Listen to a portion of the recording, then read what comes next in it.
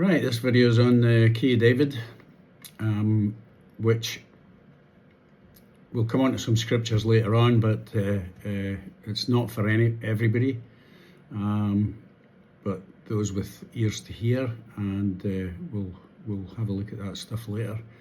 But we're going to start out in Matthew 12, from verse 1. At that time, Yeshua went on the Sabbath day, so it's crucial, remember this is happening on the Sabbath, Saturday, dawn to dawn, through the corn, and his disciples were a-hungered, and began to pluck the ears of corn to eat.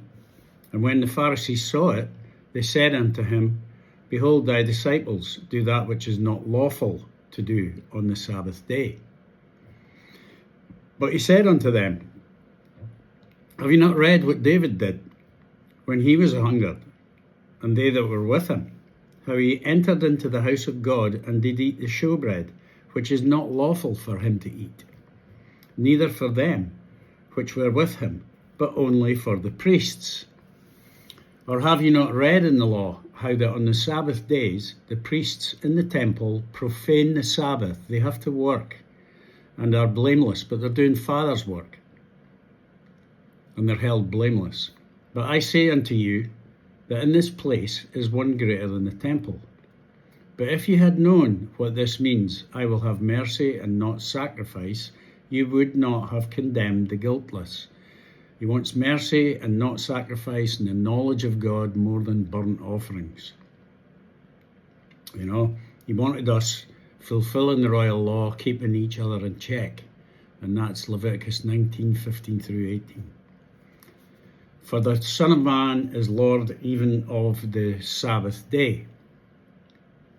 Okay, he rose on the Sabbath. So let's go read about what David did. I'm going to go to 1 Samuel chapter 21. And then came David to Nob to Ahimelech, the priest. And Ahimelech was afraid at the meeting of David, and said unto him, Why art thou alone, and no man with thee? And David said unto Ahimelech the priest, The king hath commanded me a business, and hath said unto me, Let no man know anything of the business whereabout I send thee, and what I have commanded thee. And I have appointed my servants to such and such a place. Now therefore, what is under thine hand? Give me 5 loaves of bread in mine hand, or what there is present. And the priest answers David and says, There is no common bread under my hand, but there is hallowed bread, if the young men have kept themselves at least from women. So there we go. There's your sexual fast. And David answered the priest and said unto him, Of a truth, the women have been kept from us about these 3 days. Again, 3 days since I came out, and the vessels of the young men are holy. So you can see there's a sanctification process in there through abstaining from having sex with your wife for that 3-day period leading up to the Sabbath. And the vessels of the young men are holy, and the bread is in a manner common, yea, though it were sanctified this day in the vessel. So the priest gave him the hallowed bread, for there was no bread there but the showbread, that was taken from before Jehovah to put hot bread in the day when it was taken away. So there's David and the men that were with him, getting the showbread, which was really only for the priests. Okay, now we're going to jump over to 2 Samuel 11. Okay, and I won't read the whole thing, but if you know the story, David sees Bathsheba and calls for her to come over, and they lie together, which is another reference towards having that intimacy, that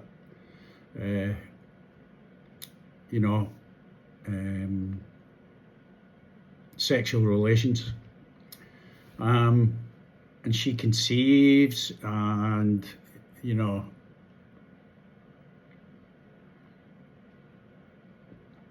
so I'll go from verse 8.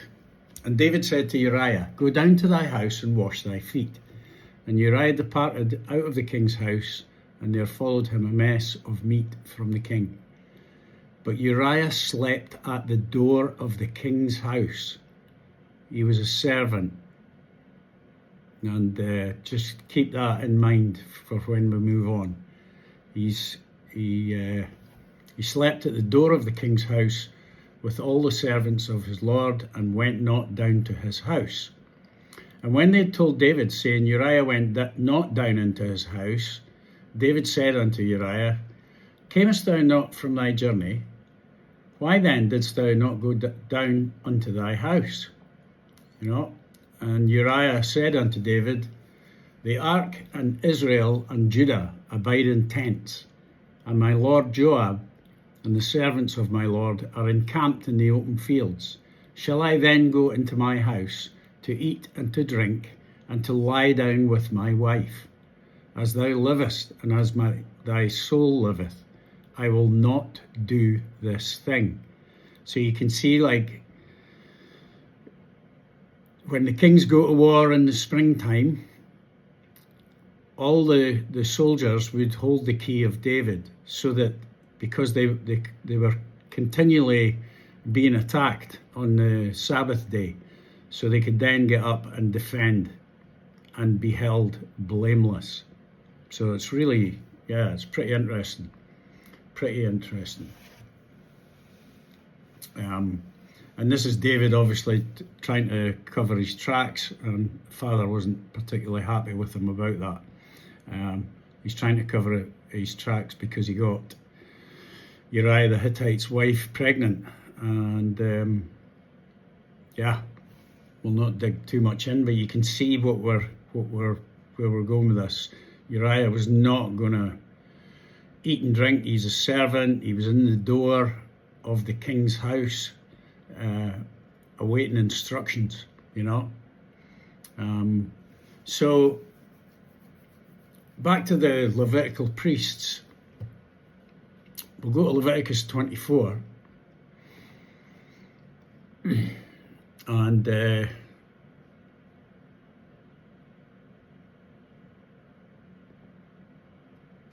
this is just describing the bread, the showbread. Thou shalt take fine flour. Leviticus 24, verse 5. And thou shalt take fine flour and bake 12 cakes thereof. 2/10 deals shall be in one cake.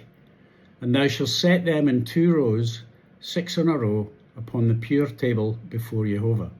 And thou shalt put pure frankincense upon each row, that it may be on the bread for a memorial, even an offering made by fire unto Jehovah. Every Sabbath he shall set it in order before Jehovah continually, being taken from the children of Israel by an everlasting covenant.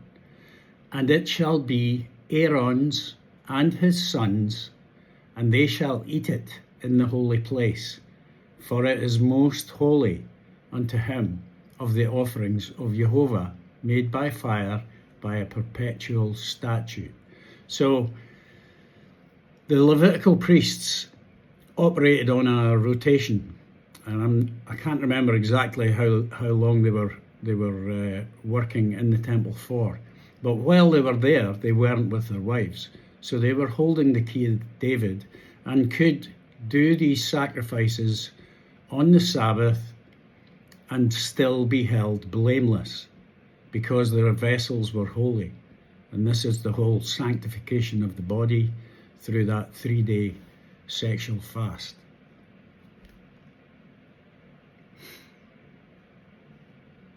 Okay. Let's go over to Exodus now, chapter 19. I'm going to go from verse 10. And this is where David got the information from. This is where he sussed this one out. And Jehovah said unto Moses, Go unto thy people and sanctify them today and tomorrow, and let them wash their clothes, and be ready against the third day. For the third day Jehovah will come down in the sight of all the people on Mount Sinai, the Sabbath day. And thou shalt set bounds unto the people round about, saying, Take heed to yourselves, that ye go not up unto the mount, or touch the border of it. Whosoever toucheth the mount shall surely be put to death. There shall not a hand touch it, but he shall surely be stoned or shot through, whether it be beast or man, it shall not live. When the trumpet soundeth long, they shall come up to the mount. And Moses went down from the mount unto the people, and sanctified the people, and they washed their clothes.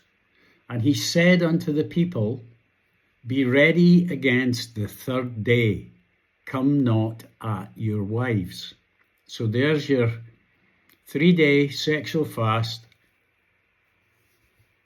6 a.m. on Thursday through to the end of the Sabbath, 6 a.m. on Sunday.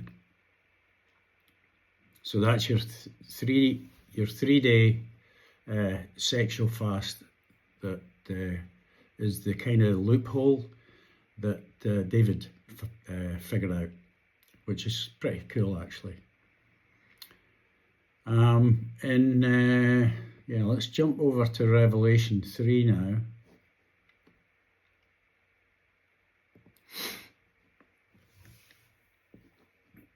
Okay. And to the angel of the church in Philadelphia, right. Now, Philadelphia, it's an interesting definition in the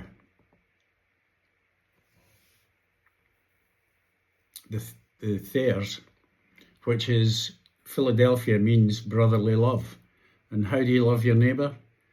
By fulfilling the royal law. That's how you do that. That's loving your neighbour as yourself, which is rebuking sin and, teaching others to be obedient to the Ten Commandments. So, to the angel of the church in brotherly love, Philadelphia, write, These things saith he that is holy, he that is true, and he that has the key of David. He that openeth, and no man shutteth, and shutteth, and no man openeth. I know thy works. Behold, I have set before thee an open door, and no man can shut it, for thou hast a little strength, and hast kept my word, and hast not denied my name. His name is Jehovah. His son's name is Yeshua. So the key of David, the church of brotherly love, those fulfilling the royal law, have that opportunity to have that key of David. And in Hebrews 13, right at the very start, it opens with, let brotherly love continue. Again, a reference to the royal law, fulfilling of the royal law, which is a commandment to love your neighbour as yourself. And it's particularly pertaining to the watchman calling as well, and the end time servants. We'll go through some examples of this. Paul in 1 Corinthians 6. All things are lawful unto me, but all things are not expedient. So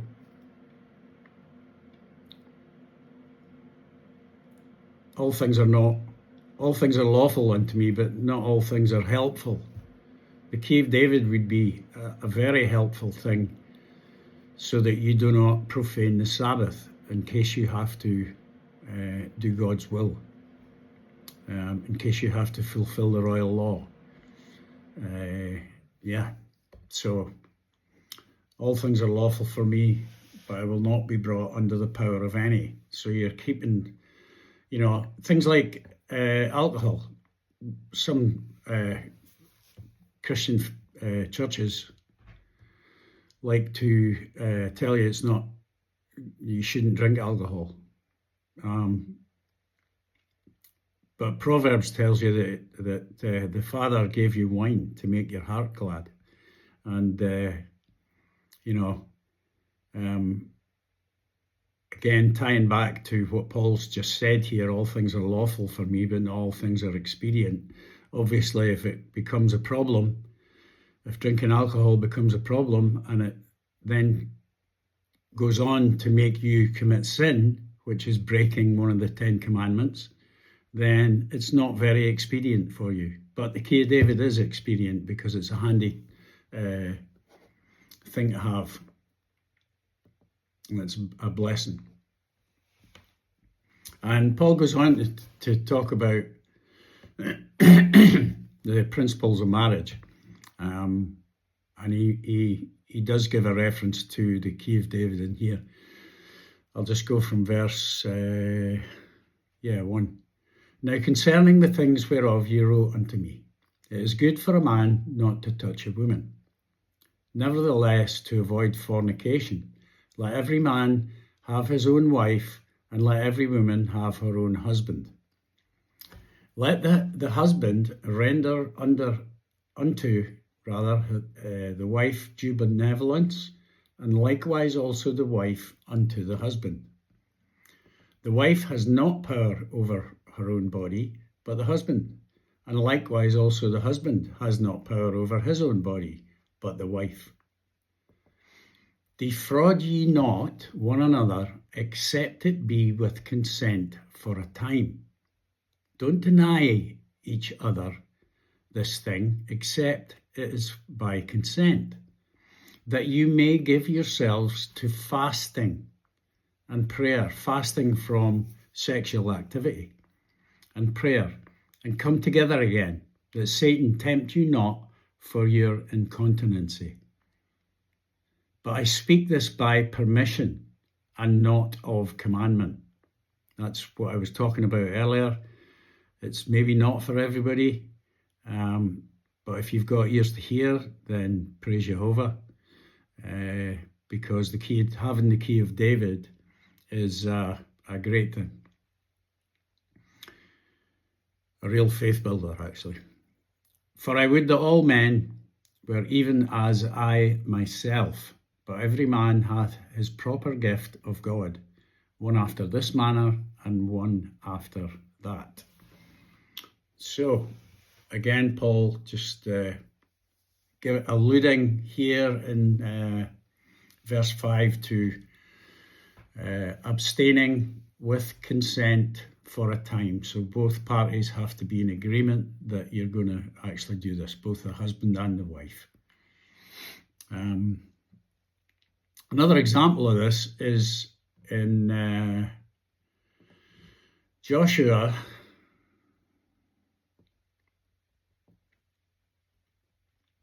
in chapter 6.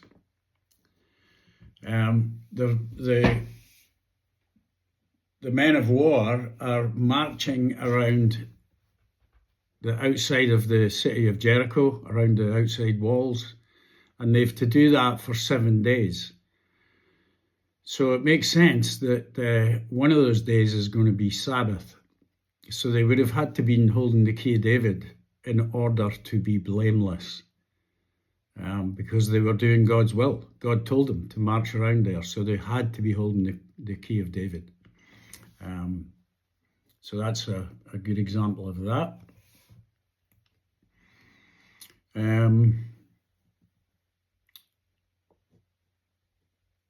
There are some beliefs that the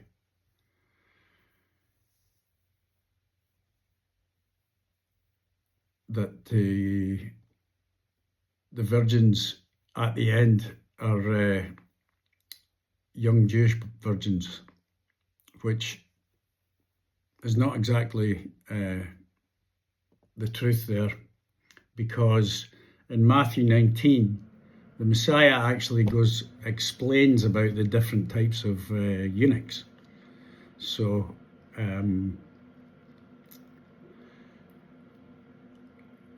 I'll go from just verse 11 of Matthew 19. But he said unto them, all men cannot receive this saying, save them to whom it is given. So that was what I was meaning about having ears to hear.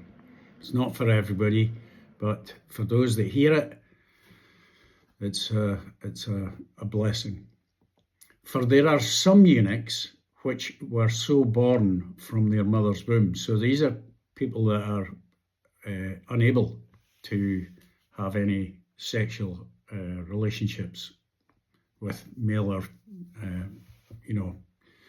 if it's a boy with a man with a woman or a woman with a man. So that's from birth. So that's like a defect there. And there are some eunuchs which were made eunuchs of men. For example, bodyguards that were near the king's wives that were there to protect them. They were tend to be made eunuchs. They would castrate them so that they were unable to have that relationships. And then the Messiah goes on to say, and there be eunuchs which have made themselves eunuchs for the kingdom of heaven's sake. He that is able to receive it, let him receive it. So it's, it's just really interesting. So there's 3 different types of eunuchs there. Ones that are born that way, ones that are made that way by men, and the ones that have chosen to make themselves eunuchs for the kingdom of heaven's sake, so that they can operate God's will on the Sabbath and remain blameless. Okay. And I just want to point out how it actually relates to the servants. I'm going to go to Exodus 21.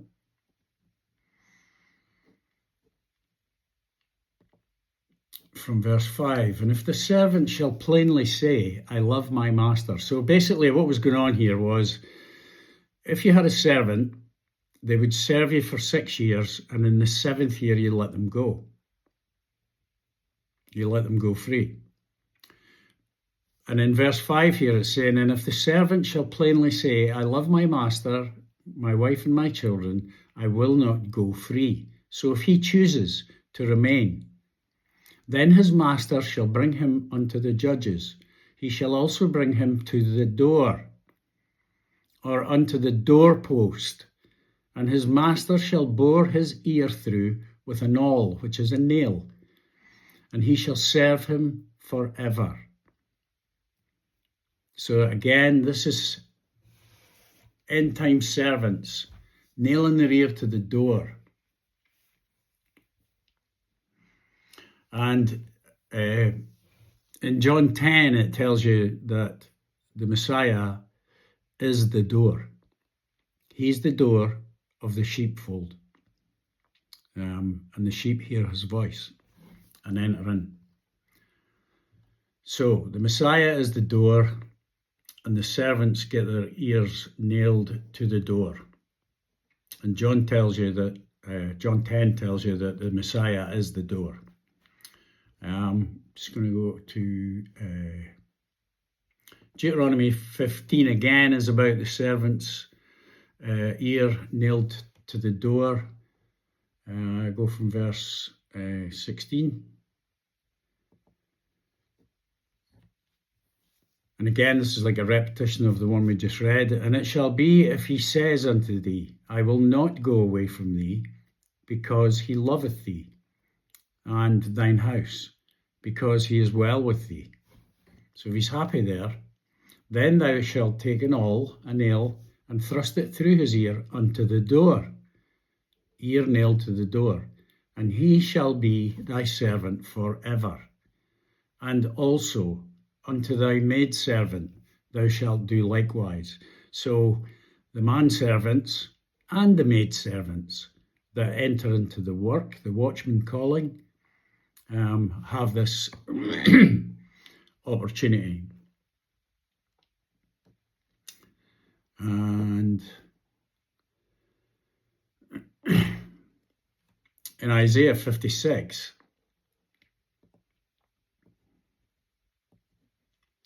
just quickly go there.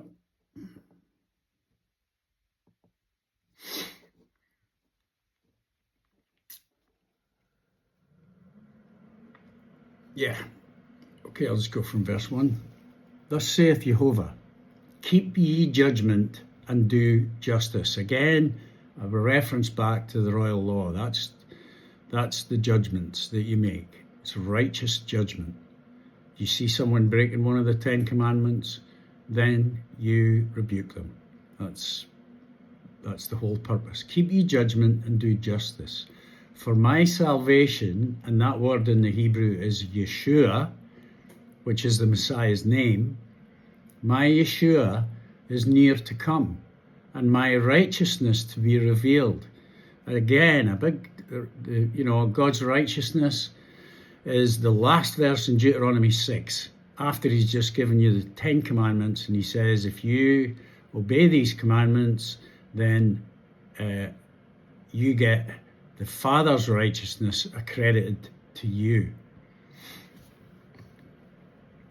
Blessed is the man that does this. Again, a reference to the Beatitudes, the blessed, the beloved, the servant. Blessed is the man that doeth this, and the Son of Man that layeth hold on it, that keepeth the Sabbath from polluting it, and keeps his hand from doing any evil. Neither let the son of the stranger that hath joined himself to Jehovah speak, saying, Jehovah hath utterly separated me from his people. Neither let the eunuch say, behold, I am a dry tree. That's like saying that you're a Gentile. You're not a Gentile. There's only 12 gates into the kingdom, and that's the 12 tribes of Israel. You have to be grafted in to one of those 12 tribes by keeping the covenants of promise, which is eating biblically clean and keeping the 10 commandments. And once you're doing that, you're given the spirit of truth, and that spirit of truth is given to reprove the world of sin, which is fulfilling of the royal law.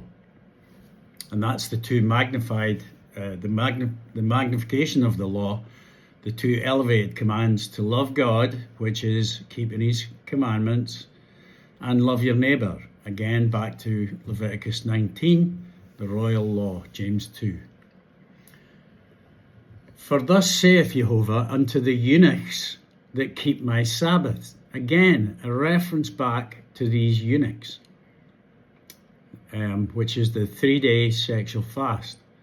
And choose the things that please me, and take hold of my covenant. Even unto them will I give in my house and within my walls a place and a name better than of sons and of daughters, and I will give them an everlasting name that shall not be cut off. Also the sons of the stranger that join themselves to Jehovah. How do you join yourself to Jehovah? You keep his covenants of promise. That's how you do that. To serve him and to love the name of Jehovah, to be his servants. So the eunuchs become his servants, or the eunuchs are his servants. To be his servants, everyone that keepeth the Sabbath from polluting it, and takes hold of my covenant.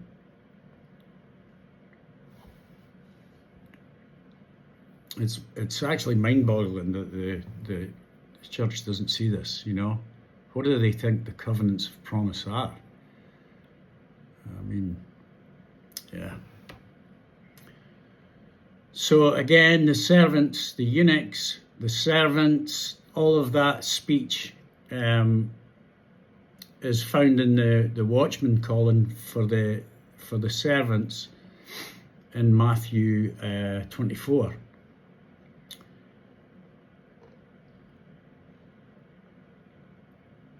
So I'll go from verse 42. Watch therefore, for ye know not what hour your Lord doth come. But know this, that if the good man of the house had known in what watch the thief would come, he would have watched, and would not have suffered his house to be broken up. Therefore be ye also ready, for in such an hour as you think not, the Son of Man cometh. He comes like a thief in the night, if you're not watching. Who then is a faithful and wise servant, whom his Lord had made him ruler over his household, to give them meat in due season? And the only place that I've seen, I haven't heard a Christian church talking about receiving meat in due season. And meat in due season is more understanding of the Word of God. He reveals stuff. And the only group of people that I've seen getting that is straightasthegate.net. And that's STRAIT, isthegate.net. And they receive an abundance of meat. So much so that it's really hard to keep up with it all. Anyway, again, another reference back to the Beatitudes. Blessed is that servant whom his Lord, when he cometh, shall find so doing. Verily I say unto you, that he shall make him ruler over all his goods. But, and if that evil servant shall say in his heart, my Lord delays his coming, and shall begin to smite his fellow servants, and to eat and drink with the drunken. And again, there's your, when we were back in 2 Samuel, Uriah was refusing to, like, I'm not going to go and eat and drink and lay with my wife, you know. He was being a faithful servant. He was in the door. He was sleeping with the other servants, waiting at the king's door, waiting for his orders, waiting for the meat in due season, as it were. The Lord of that servant shall come in a day when he looketh not for him. So he comes on you like a thief in the night if you're not watching. And in an hour that he is not aware of, and shall cut him asunder and appoint him his portion with the hypocrites. And there shall be weeping and gnashing of teeth. Not a great end result if you're not watching.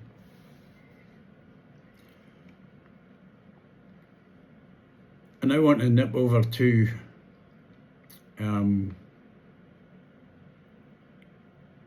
my new favourite chapter,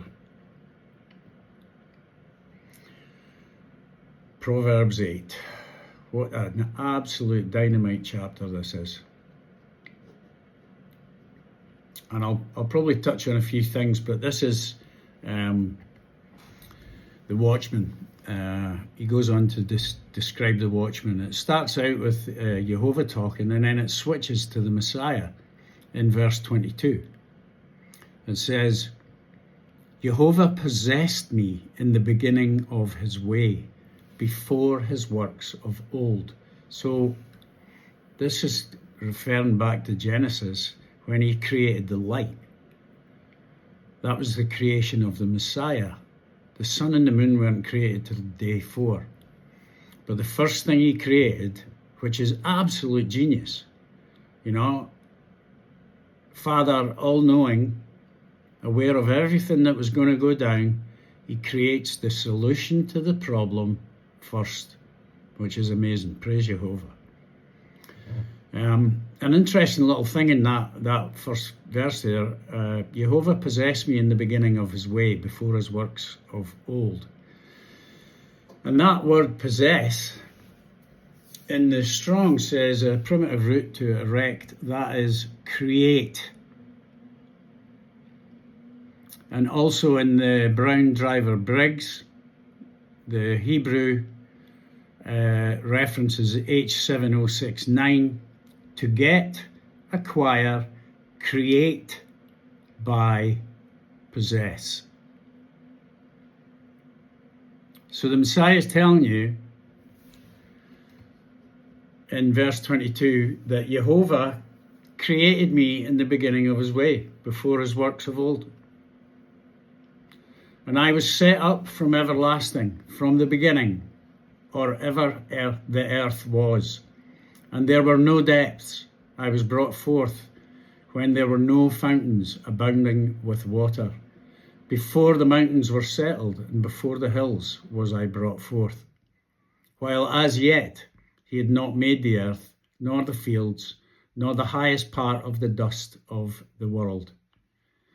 When he prepared the heavens, I was there.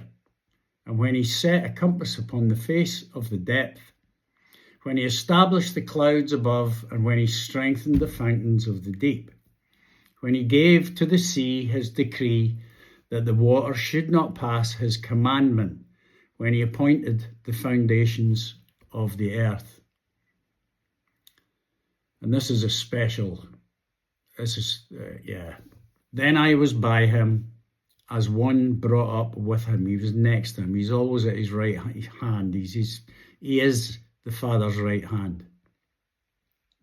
As one brought up with him, and I was daily his delight, rejoicing always before him.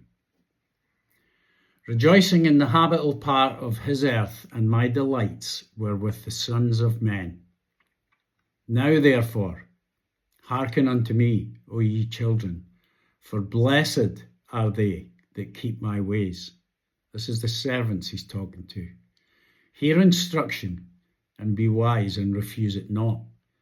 Again, another reference back to the Beatitudes. Blessed is the man that hears me, watching daily at my gates, and waiting at the posts of my doors.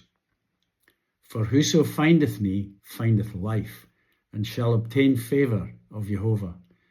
But he that sinneth against me wrongeth his own soul. All they that hate me love death. Hating God is not keeping his commandments, and loving God is keeping his commandments. Fearing God is keeping his commandments. They're all idioms for keeping the commandments or not keeping them.